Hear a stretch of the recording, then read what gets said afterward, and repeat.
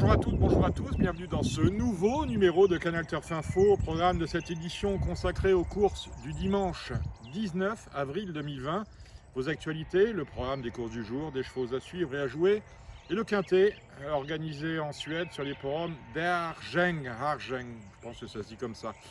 PMU sur quintet sur PMU.fr bien évidemment. Sur The Turf, vous pourrez parier au GS75, un dérivé du V75 en masse commune avec la Suède, d'où une cagnotte pas très importante à partager entre les gagnants du premier rang. Les gagnants du premier rang, ce sont ceux qui trouveront les gagnants des 7 premières courses de cette réunion. Vous êtes prêts? Eh bien c'est parti pour cette nouvelle édition. Alors rien à vous mettre sous la dent pour ce dimanche, ou presque. Je vous parlais hier des Brise-Up de Deauville, ça va apparemment toujours programmé le 8 mai sur l'hippodrome, Brise-Up organisé par Arcana. Le principe des Brise-Up, permettez-moi de vous le rappeler, j'arrive à le dire, c'est de présenter des 2 ans montés.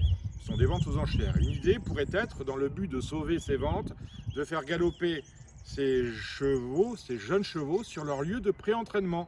Et pour 80% d'entre eux, ce lieu de pré-entraînement est situé en Irlande. Autrement dit, on pourrait les filmer en Irlande et montrer des images à Deauville de manière à pratiquer des enchères online. Je ne vous cache pas que concernant les ventes de yearling du mois d'août, les fameuses ventes de yearling de Deauville, c'est le flou le plus total du côté d'Arcana. Pas pour l'offre, on a des chevaux. En revanche, pour la clientèle, c'est très compliqué. Les Émirats souffrent.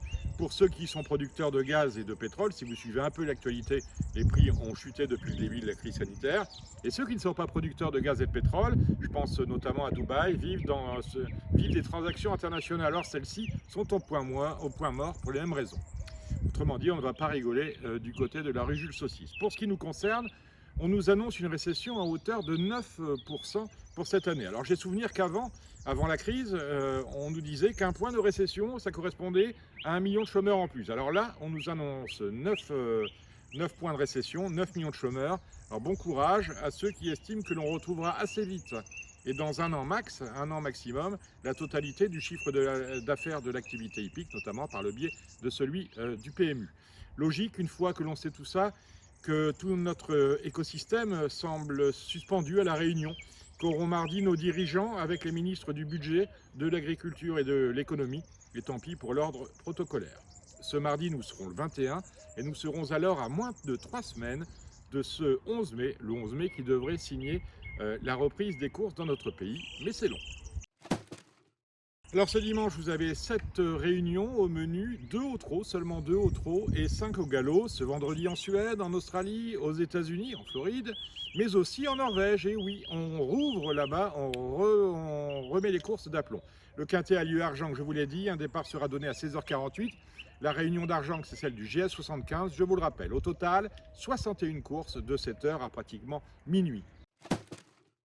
Alors, quoi jouer? Bonne question. À Arjeng, le 603 Fleur Méharas va tenter de le faire de bout en bout, tête et corde, tandis que le 806 Listas Psycho tourne autour du pot depuis le début de l'année.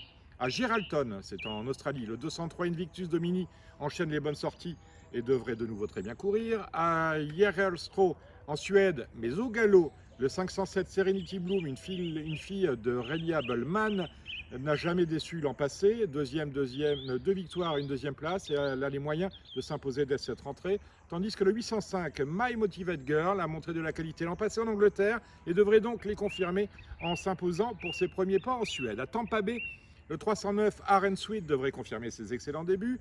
À Gulfstream Park, le 302 Mighty Fast est le cheval de la course. À Jarlsberg, le 606 Glacier Support ne devrait pas être battu.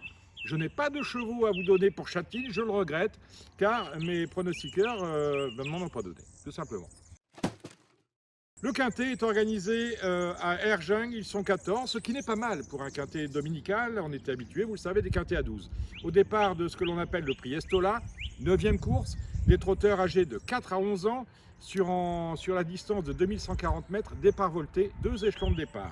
Alors là, nos pronostiqueurs ont bossé pour le coup, ils vous conseillent le 913 Félix VM, qui reste sur la bagatelle de 3 deuxième places, et le 904 On Stage Indica, qui vient de pointer le bout du nez. Faites avec ça, et je vous souhaite bonne chance. Ben, le moment est déjà venu, mes amis, de nous quitter. Alors, si vous avez une information à nous communiquer, éventuellement à nous faire partager et à partager avec ceux qui nous suivent régulièrement, vous avez un numéro de téléphone, le 07 64 08 48 51, 07 64 08 48 51. Vous laissez un message, vous envoyez un SMS ou vous avez la possibilité de nous envoyer un courriel, info19@canalturf.com, pour nous dire ce que vous pensez du programme, ou si vous avez tout simplement envie de nous faire un petit coucou, cela arrive, je reçois des SMS, et tout ça. Bon, en tout cas, vous faites comme d'habitude, vous likez ce programme si vous l'avez aimé, sur YouTube, et puis vous le partagez sur vos réseaux sociaux. On est présent sur Twitter, on est présent sur Facebook, on est également présent sur Instagram. En tout cas, pour ma part, j'aurai plaisir à vous retrouver demain, même endroit, même heure, pour une nouvelle édition de Canal Turf Info.